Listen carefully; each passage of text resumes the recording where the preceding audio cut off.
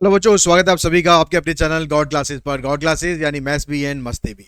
तो बच्चों, लास्ट की जो दो वीडियोस थी वो हालांकि वीडियोस तो पुरानी थी लेकिन कंसेप्ट तो सेम ही था।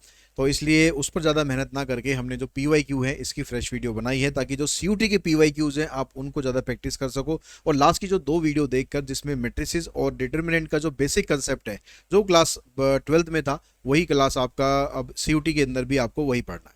ठीक है, जो डिटर्मिनेंट में एक्स्ट्रा था क्रैमर रूल वो हमने वहाँ से हटा दिया था। मतलब जो लास्ट के जो वन दो आपने वन शॉट देखे हैं, या जो लास्ट के जो बेसिक कंसेप्ट के जो वीडियो देखे मेट्रिक्स और डिटरमिनेंट के, वो आपके सीयूटी के लिए बिल्कुल परफेक्ट है। जो कंसेप्ट आपको वहाँ पर बताया गया वही कंसेप्ट आपको यहाँ पर भी यूज़ करना है। अब यहाँ पर जब हम पी वाई क्यूज़ करेंगे तो कुछ साथ साथ शॉर्टकट ट्रिक्स भी करेंगे। ठीक है, शॉर्टकट ट्रिक्स भी करेंगे ताकि आप क्वेश्चन को जल्दी से जल्दी करना सीख सकें, क्योंकि यहाँ पर आपका टाइम बहुत मैटर करेगा कि आपको जो 40 क्वेश्चन अटैम्प्ट करने हैं 60 मिनट्स के अंदर करने हैं, तो कैसे आप जल्दी जल्दी क्वेश्चंस को अटैम्प्ट कर पाएंगे। तो वो ट्रिक्स जहाँ जहाँ एप्लीकेबल होगी वहाँ पर हम उनको यूज़ करेंगे, समझेंगे। और साथ ही एक रिक्वेस्ट आपसे करूँगा कि इस जो नया चैनल हमारा है इसको आप अपने पुराने चैनल की तरह ज़रूर उसको प्यार दें, सपोर्ट दें, और अपने फ्रेंड्स के साथ भी शेयर करें और खुद भी सब्सक्राइब करके रखें और बेल आइकन को भी प्रेस करके रखें। तो स्टार्ट करते हैं। देखिए, सबसे जो पहला क्वेश्चन हम ले रहे हैं यहाँ पर, सबसे जो पहला क्वेश्चन हमारे पास कह रहा है डिटरमिनेंट इज अनऑल्टर्ड। ठीक है, जो डिटरमिनेंट की जो डेफिनेशन थी ना, जो प्रॉपर्टीज थी, ये वहां से क्वेश्चन बना कि डिटरमिनेंट इज अनऑल्टर्ड, मतलब डिटरमिनेंट में कोई भी चेंज नहीं होता। कब नहीं होता? Element of any two row are interchange. अगर हम किसी दो रो को आपस में इंटरचेंज कर देते हैं तो प्रॉपर्टीज के अकॉर्डिंग साइन का फर्क आ जाता है। तो यानी ये हमारा ऑप्शन नहीं बनेगा। Elements of any two column are interchange, दो कॉलम को इंटरचेंज करोगे तब भी साइन में फर्क आ जाता है, तो ये भी हमारा आंसर नहीं है। Every diagonal element is change to zero, अगर सारे डायनल को हम जीरो कर दें, देखिए इससे तो आंसर पे बहुत ज़्यादा फर्क आ जाएगा। All the rows and column are interchange, जितनी भी रो हैं उनको कॉलम बना दो, और कॉलम को रो बना दो, मतलब क्या कर दो? ट्रांसपोज कर दो। ट्रांसपोज का डिटरमिनेंट करोगे या आप नॉर्मल मैट्रिक्स का डिटरमिनेंट करोगे, दोनों सेम रहते हैं, तो यही हमारा आंसर है। नेक्स्ट में कहता है कि ए आपको ये दे रखा है तो इसमें से इनवर्स आपको फाइंड करना है। अब पता है आपको इनवर्स फाइंड करने के लिए आपको डिटरमिनेंट चाहिए, तो डिटरमिनेंट निकालेंगे पहले हम इसका। तो -4 और -15, यानी डिटरमिनेंट आ गया आपका -19।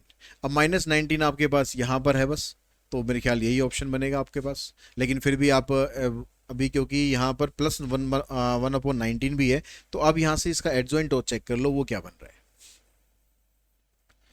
तो एडजॉइंट जब 2/2 का हम करते हैं तो इन दोनों को आपस में चेंज करते हैं और इनके साइन चेंज कर देते हैं। अब देखो ये जो मैट्रिक्स बनकर आ रही है आपकी, इसमें से अगर मैं माइनस कॉमन निकाल दूं तो ये क्या बनेगा? 2 3 5 -2, मतलब ये -a के बराबर बन गई। जो हमारी मैट्रिक्स थी 2 3 5 -2, ये वही बन गई, लेकिन माइनस साइन बाहर आने पर बनी है। तो जब हम इसका इन्वर्स निकालेंगे तो इन्वर्स का फार्मूला होता है adjoint of A divided by determinant of A. तो एडजॉइंट आया हमारे पास -a और डिटर्मिनेंट आया हमारे पास -19, माइनस माइनस प्लस आंसर आएगा 1/19 इंटू में ए।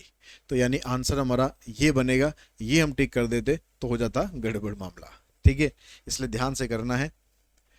If A is an invertible matrix, invertible matrix मतलब जिसका इन्वर्स निकल सकता है, then determinant of A inverse. तो डिटर्मिनेंट ऑफ ए इन्वर्स पूछ रहा है तो भाई सीधा सीधा बात है कि इसका फार्मूला ये होता है।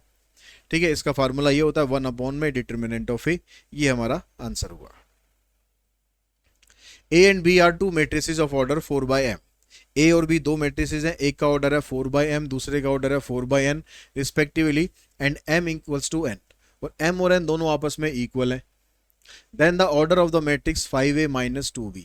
तो 5a जो मैट्रिक्स आएगी या 2b जो मैट्रिक्स आएगी, उन दोनों का ऑर्डर, उसका जो आंसर आएगा उसका ऑर्डर क्या रहेगा। अब भाई जब हम डिफरेंस करते हैं, जब हम मैट्रिक्स का डिफरेंस करते हैं तो ऑर्डर पे कुछ फर्क पड़ता ही नहीं है। बट डिफरेंस करने के लिए दोनों मैट्रिक्स का ऑर्डर सेम होना चाहिए, तो हम उसका डिफरेंस कर सकते हैं। वो इसने आपको ऑलरेडी दिया हुआ है।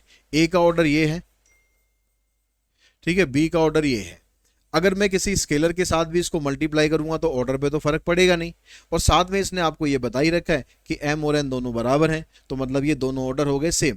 अब दोनों ऑर्डर सेम हो गए तो मतलब आप इनको डिफरेंस कर सकते हो, और डिफरेंस करने पर जो आंसर आएगा उसका ऑर्डर भी सेम ही रहेगा। या तो आप 4/m लिख सकते हो या 4/n लिख सकते हो, दोनों आंसर आपके ठीक है। ऑप्शन में से देखो जो आपको दिनों में से दे रखा हो वो आपका आंसर बनेगा, यानी ऑप्शन आ गया ए 4/m।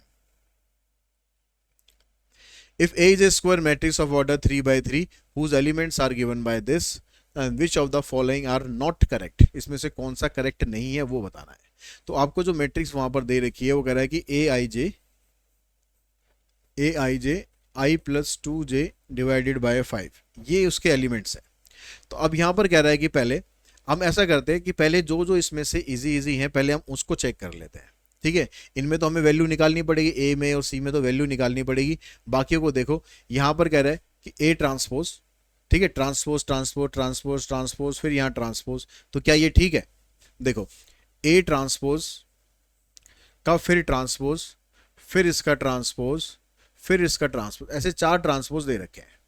तो अगर मैं पहले इन दोनों को सॉल्व करूं, ए ट्रांसपोज का ट्रांसपोज यानी ये वाला पोर्शन सॉल्व करूं तो ये बन गया ए, ठीक है। और यहां पर ये ट्रांसपोज हो रहा है, फिर ये ट्रांसपोज हो रहा है, मतलब ट्रांसपोज का ट्रांसपोज करेंगे तो ए आना चाहिए, लेकिन इसने यहां पर दिया हुआ है मैं ए ट्रांसपोज, मतलब ऑप्शन में बी तो आएगा ही नहीं। अच्छा, इसने ये कह रहा है कि विच आर नॉट करेक्ट, जो करेक्ट नहीं है, तो मतलब बी हमारा आंसर आएगा, बी हमारा आंसर आएगा क्योंकि ये करेक्ट नहीं है। तो बी देखो इसमें है, बी इसमें है और बी इसमें है, तो मतलब ये तो आपका ऑप्शन बनेगा नहीं। अब इसमें से देखो बाकियों में से कॉमन क्या है हमारे पास, यहाँ पर ए है, सी है और वहाँ पर बी के साथ डी और ई है।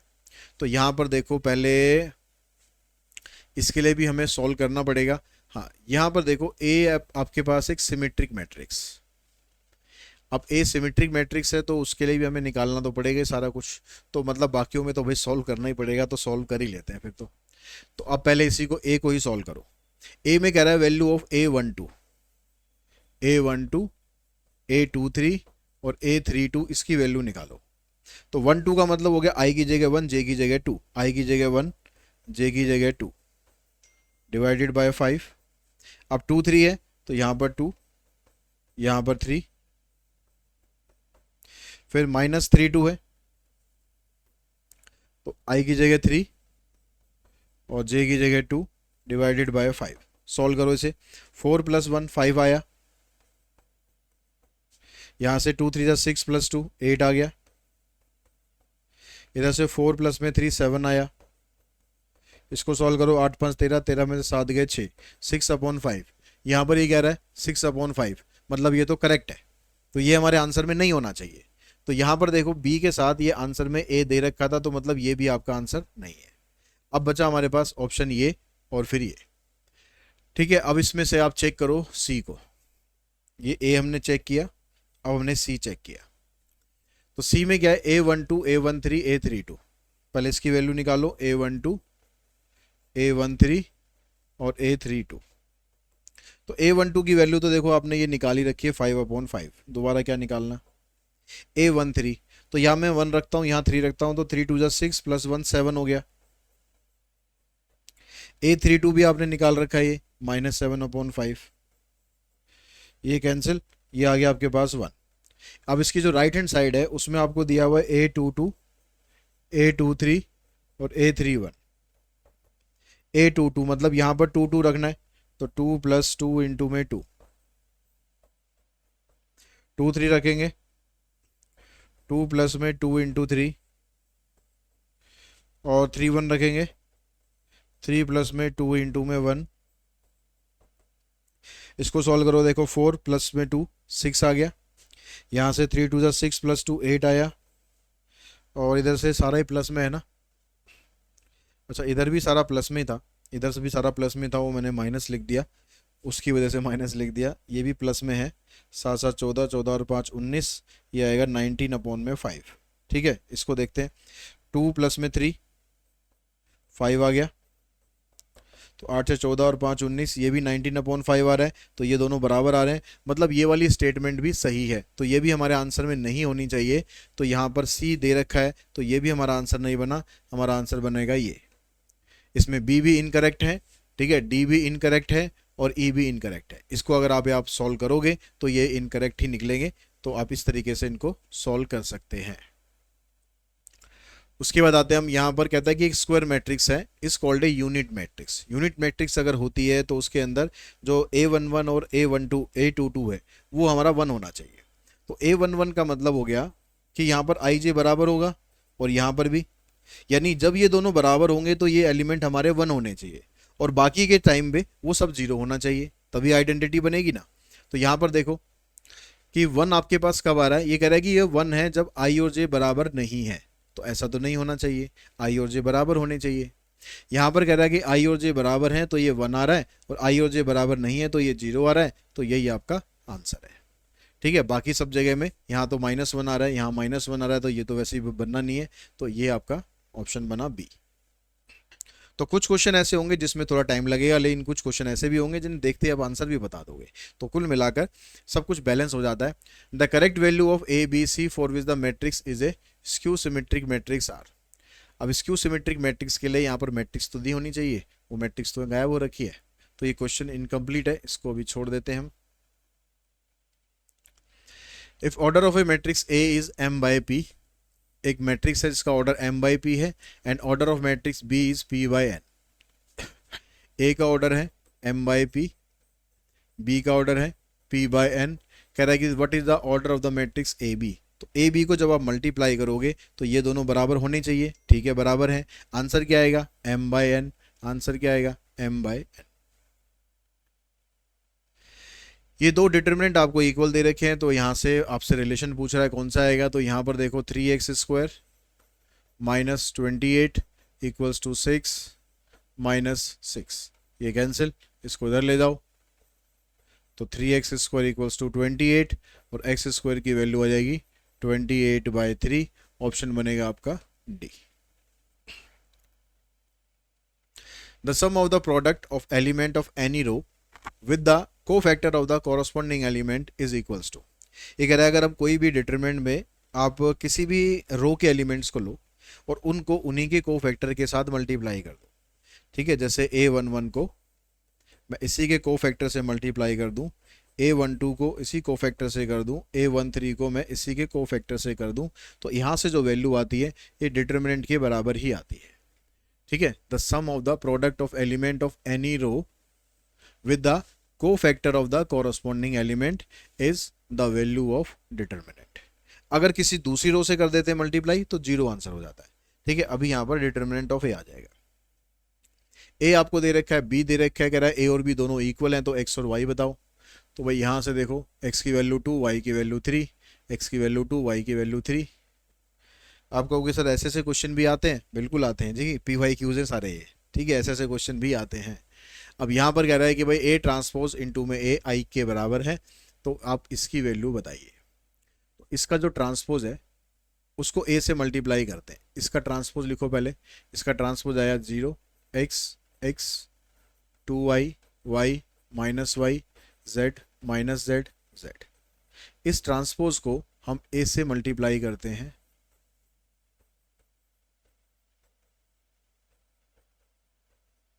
और ये I के बराबर है।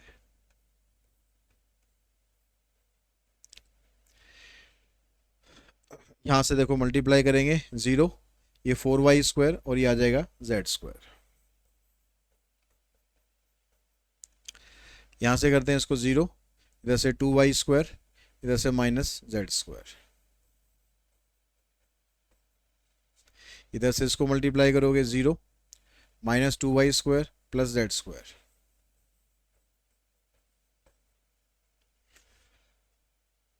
यहाँ से 0 और ये 2y², इधर से आ जाएगा -z²। इधर से देखो x² y² और z²। अब इससे आगे मैं सॉल्व नहीं कर रहा हूँ, यहाँ पर कुछ एलिमेंट आने हैं अभी, इससे आगे मैं सॉल्व नहीं कर रहा हूँ क्योंकि मेरे को जो चाहिए था वो मिल गया। क्या चाहिए था मेरे को, x² प्लस y² प्लस में z², इसी की वैल्यू चाहिए थी, और ये एलिमेंट किसके बराबर होगा, ये एलिमेंट 1 के बराबर होगा, यानी आंसर आ जाएगा इसका 1। तो आपको पूरा क्वेश्चन सॉल्व करना जरूरी नहीं है, कभी कभी आधे क्वेश्चन से भी आप अपना आंसर फाइंड कर सकते हैं, लेकिन दिमाग कान खुले रखना, ठीक है। अब यहाँ पर कहता है कि let A B a square matrix, then अगर ए एक स्क्वायर मैट्रिक्स है तो अगर हम उस मैट्रिक्स के अंदर उसी का ट्रांसपोज ऐड कर देते हैं तो ये हमेशा सिमेट्रिक मैट्रिक्स बनता है, ये ठीक बात है। और अगर हम ट्रांसपोज को माइनस कर देते हैं तो स्क्यू बनता है, तो मतलब ये गलत बात है। अगर हम अब यहीं पर देख लो, यहीं से आपको आंसर कई बार क्या होता है, एक दो से आपको पता चल जाता है यहाँ पर क्या क्या ठीक है। ए हमारा ठीक है तो ए यहाँ पर भी है, ए यहाँ पर भी है, ए यहाँ पर भी है, मतलब ये तो हमारा आंसर नहीं है। ठीक है, अब ए के साथ यहाँ पर देखो क्या बी होगा, तो बी तो हमारा गलत है, तो बी तो होगा नहीं। यहाँ पर भी देखो बी आ रहा है, नहीं होगा, तो हमारा बस आंसर ये बनेगा ए सी डी। तो हमने पूरा सॉल्व नहीं करा लेकिन आंसर हमारा निकल गया। ठीक है, तो अब यहाँ से अगर आप देखोगे तो सी क्या है हमारे पास, ए इंटू में ए ट्रांसपोज सिमेट्रिक, ए को अगर उसके ट्रांसपोज से मल्टीप्लाई करोगे सिमेट्रिक आता ही है, ए ट्रांसपोज इंटू ए करोगे तो वो भी सिमेट्रिक आता ही है। तो यानी बी को छोड़कर बाकी सारी स्टेटमेंट ठीक थी, तो यही आपका आंसर है। The sum of the minor and the cofactor of the element 6 in the determinant, element 6 ये है, इसका माइनर और इसी का को फैक्टर, उन दोनों का आपको क्या बताना है, सम बताना है। अब यहाँ पर जो भी, क्योंकि आपको पता है कि जो माइनर की वैल्यू निकलती है वही कोफैक्टर की वैल्यू निकलती है, बस फर्क क्या होता है, साइन का फर्क आ जाता है। तो यहाँ पर ये वाला एलिमेंट है आपके पास कौन कौन से प्लेस पर है, second row third column, second row third column, इस प्लेस पर जो भी माइनर निकलेगा इसका कोफैक्टर उसके नेगेटिव साइन के साथ आएगा, और अगर उन दोनों का सम करोगे तो वो आंसर 0 के बराबर आएगा। ठीक है, इसको निकाल के भी मैं आपको बता देता हूँ। देखो माइनर निकालेंगे, सेकंड रो थर्ड कॉलम को छोड़ेंगे, 8 2 16 -7 3 21, ये आ गया -5। जब आप इसका को फैक्टर निकालते हैं तो माइनस साइन लगाते हैं और लिखते तो यही वैल्यू है सारी, क्योंकि इसका जो सम है वो ऑड है तो माइनस साइन आ जाता है, तो ये बन जाएगा +5 और इन दोनों को ऐड करोगे तो आंसर आ जाएगा 0। यहाँ से आपको x की वैल्यू बतानी है तो इसको सिंप्लीफाई करो, 2 - 5 4 20, 2x² -24, तो ये आ गया आपके पास -18 +24 कर दो इधर लाके 2x²। अब 2x² की वैल्यू आ गई आपके पास 6, x² की वैल्यू आ जाएगी 3 और x की वैल्यू आएगी ±√3, आंसर आ गया C। A matrix has 24 elements, which of the following can not be the possible order. तो अगर 24 एलिमेंट है तो उसका जो मल्टीप्लिकेशन होना चाहिए रो और कॉलम का वो 24 होना चाहिए। तो यहाँ पर देख लो किसका मल्टीप्लिकेशन 24 नहीं आता, ठीक है, इसका आ रहा है 24, इसका नहीं आ रहा, तो यही आपका आंसर है। बाकी सब जगह देखो ये भी 24 आ रहा है और ये भी 24 आ रहा है। ए ये है हमारे पास, बी ट्रांसपोज ये है, तो आपको a + 2b का ट्रांसपोज फाइंड करना है। तो ये जो बी ट्रांसपोज है, इस बी ट्रांसपोज की हेल्प से पहले आप बी फाइंड कर लो, तो -1 1 0 2 ये बन गया। इसका डबल भी करना है, ठीक है, इसका डबल कर दो, -2 0 2 4, इसको ऐड कर दो a के साथ, तो -2 -2 -4 1 + 0 3 + 2 2 + 4, इसका ट्रांसपोज बताना है, तो इसका ट्रांसपोज करोगे -4 1 5 एंड 6, -4 1 5 6, ये आंसर बन गया आपका C। ए के अंदर कहता है आपको कि ये स्क्यू सिमेट्रिक मैट्रिक्स है, ऐसा क्वेश्चन एक पीछे भी था, जो क्वेश्चन पूरा नहीं था ना वो इस टाइप का क्वेश्चन ही होगा वहां पर। यहाँ पर आपको स्क्यू सिमेट्रिक मैट्रिक्स दे रखी है, तो ए बी सी की इनकी वैल्यू बताओ। तो जब भी स्क्यू सिमेट्रिक मैट्रिक्स होगी तो हमेशा एक चीज़ ध्यान रखना कि ये जो एलिमेंट होते हैं तीनों ये 0 होने चाहिए। इसका मतलब हुआ कि जो यहाँ पर बी आ रहा है, बी की वैल्यू 0 होनी चाहिए। अब बी की वैल्यू 0 यहाँ पर है, बी की वैल्यू 0 यहाँ पर है, तो इन्हीं दोनों में से हमारा कोई एक आंसर है। अब ए की वैल्यू क्या होगी, जो यहाँ पर वैल्यू होती है और जो यहाँ पर वैल्यू होती है वो दोनों वैल्यू तो सेम होती है, उनका साइन चेंज होता है। यानी ए की वैल्यू होनी चाहिए -4, क्योंकि यहाँ पर +4 है, तो ए की वैल्यू -4 है, बी की वैल्यू 0 है, ए की वैल्यू -4 है, बी की वैल्यू 0 है, सी की वैल्यू -5 निकलेगी। यहाँ पर अगर आप देखोगे तो यहाँ 5 है तो ये -5 आएगा, तो आंसर बन गया इसका ए। P दिया हुआ है, Q दिया हुआ है, R दिया हुआ है, मैट्रिक्स S हमें बतानी है such that QS - RP is equals to 0। अब यहाँ पर देखो QS, S को हम कोई एक मैट्रिक्स का नाम दे देते हैं, कोई हम एलिमेंट ले लेते हैं। Q हमारे पास ये है 2 5 3 8 और S मैट्रिक्स हमने ले लिए A B C D। Minus R into में पी, आर हो गया आपके पास 2 -1 3 4 इंटू में पी, यहाँ से मल्टीप्लाई करो 2a प्लस में 5c, 2b प्लस में 5d, इधर से 3a प्लस में 8c, 3b प्लस में 8d। इन दोनों को मल्टीप्लाई करेंगे, मल्टीप्लाई करके राइट हैंड साइड में लिख दो आप सीधा। 2 5 ज़ा 10, 10 माइनस 7 3 हो गया, 2 2 ज़ा 4 -4 0, 3 5 ज़ा 15 और 7 4 ज़ा 28, तो 28 प्लस 5 33 और 10 43, 3 2 ज़ा 6, 4 4 ज़ा 16, ये हो गया 22। अब यहाँ से देखो आपको किसका सम आपके पास, किसको सॉल्व करना आसान रहेगा। ए सी इन दोनों में है, बस इन्हीं दोनों को सॉल्व कर लेते हैं हम, उसी से आपको आंसर पता चल जाएगा। 2a प्लस में 5c 3 हो गया, 3a प्लस में 8c 43 हो गया। तो इसको मल्टीप्लाई कर लो आप 3 से, इसको मल्टीप्लाई कर लो 2 से, ताकि आपके पास एलिमिनेशन मेथड लगाकर आप इसको सॉल्व कर सको। और a हमारे पास यहाँ पर है, a यहाँ पर है, c यहाँ पर है। अगर आप वैल्यूज़ पुट करके करोगे तो आपको सारे ऑप्शन, क्योंकि अलग अलग ही दे रखे हैं, तो उससे टाइम ज़्यादा लगेगा। तो यही बेटर रहेगा कि आप इसको मल्टीप्लाई कर लो 3 से, 3 2 ज़ा 6, 3 5 ज़ा 15, 3 3 ज़ा 9, इसको 2 से कर लेते हैं,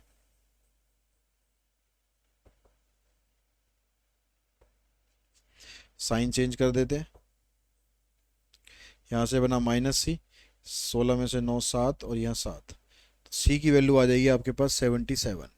अब c 77 सिर्फ यहाँ पर है एक, बाकी कहीं पर भी c 77 नहीं है, तो यही आपका आंसर है। नेक्स्ट क्वेश्चन में देखो कहता है कि इफ a is a square matrix b satisfy b square equals to i minus b, then and b raise to power n equals to this, यानी b की पावर n कर दें तो ये इसके बराबर होगा, तो आपको n की वैल्यू बतानी है। तो इसमें आपको ऑप्शन से ही जाना पड़ेगा। तो अगर मैं यहाँ पर देखो, इसमें ऑप्शन सबसे पहले है 4, तो यहाँ पर अगर पावर 4 हुई तो इसका मतलब इसका स्क्वायर करेंगे, तो इसका स्क्वायर करके देखते हैं क्या आता है। तो ये हो गया b की पावर 4, इधर आ जाएगा i का स्क्वायर प्लस b का स्क्वायर -2 इंटू में i इंटू में b, तो ये बन जाएगा i प्लस बी स्क्वायर की जगह रख देंगे i माइनस बी, -2b हो जाएगा ये, i इंटू बी करेंगे तो ये बन गया 2i माइनस 3b। तो b की पावर 4 जो है 2i माइनस 3b है, लेकिन यहाँ पर तो हमें 5i माइनस 8b चाहिए, तो हमारी वैल्यू नहीं बनी। अब हमें पता है कि भाई बी स्क्वायर इतना है और b की पावर 4 ये है, अगर मैं इन दोनों को मल्टीप्लाई कर दूं तो बी स्क्वायर इंटू में b की पावर 4, और यहाँ से इन दोनों को मल्टीप्लाई कर दें,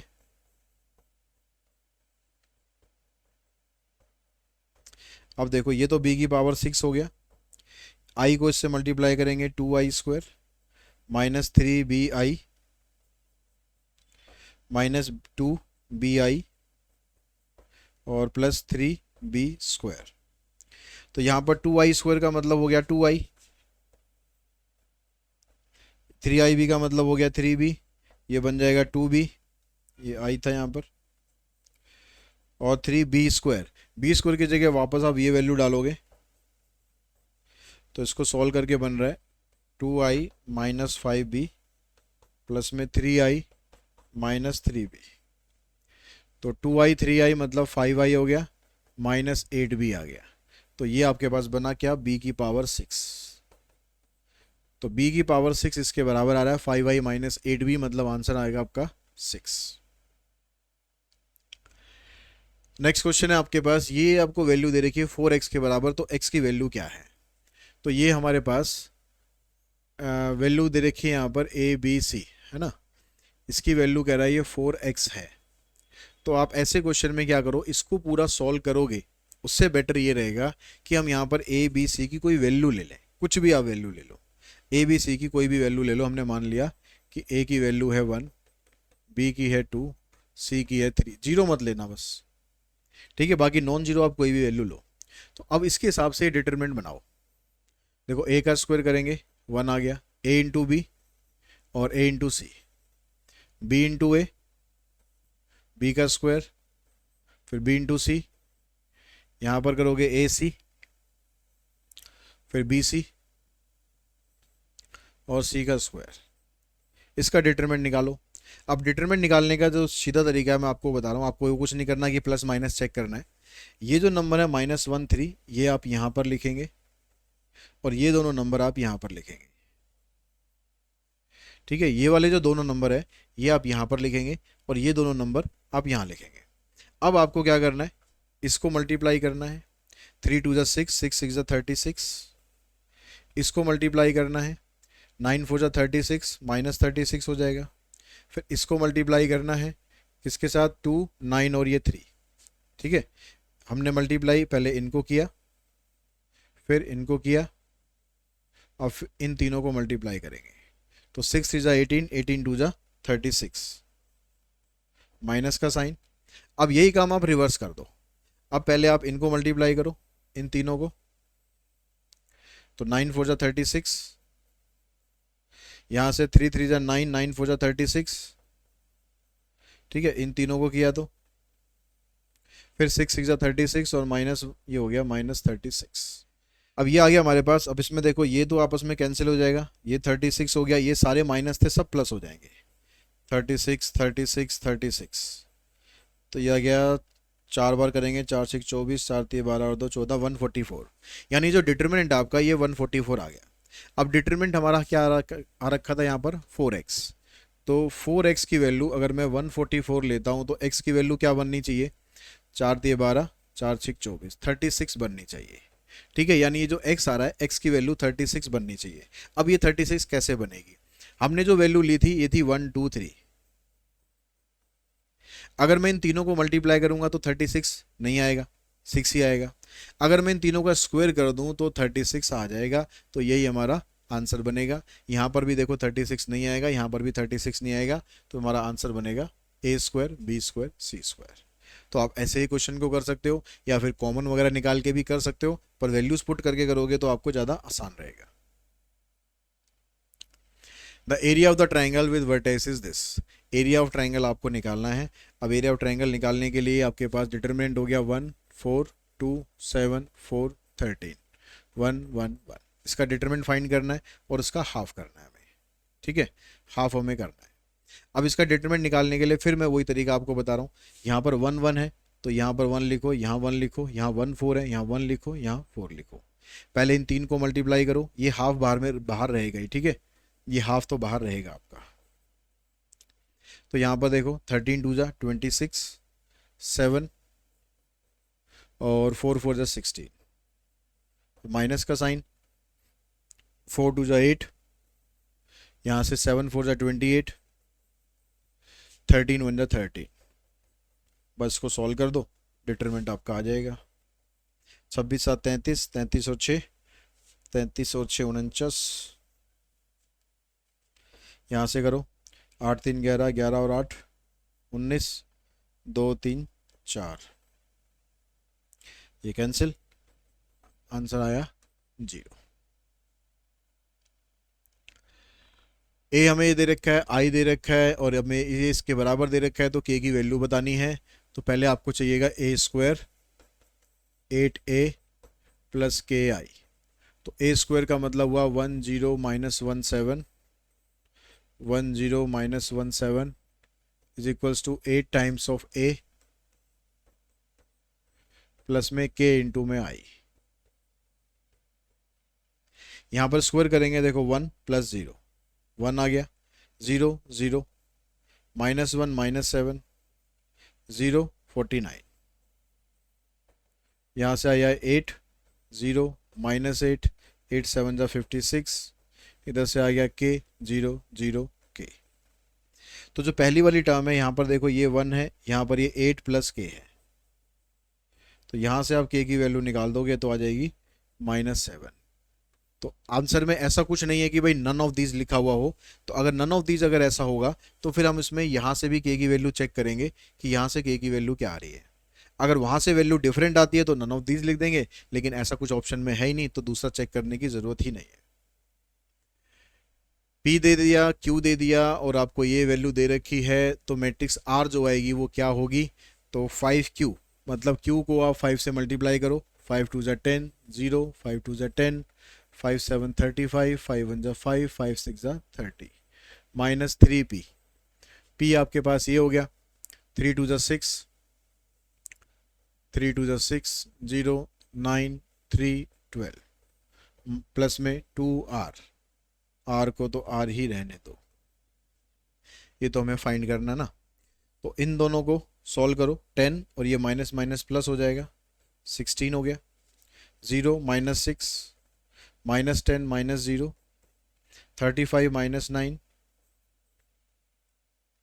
5 माइनस 3, 30 माइनस 12, माइनस 2R। उधर ले गए तो माइनस 2R आ गया।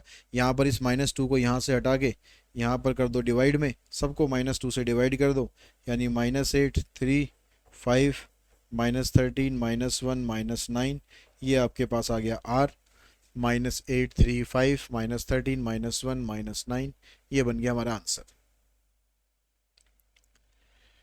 ये दोनों मैट्रिक्स आपको आपस में इक्वल दे रखी हैं। 5x प्लस 3y की वैल्यू हमें बतानी है। तो यहाँ से देखो 2x की वैल्यू आ जाएगी 6, तो x की वैल्यू तो आ गई आपके पास 3। यहाँ से 5y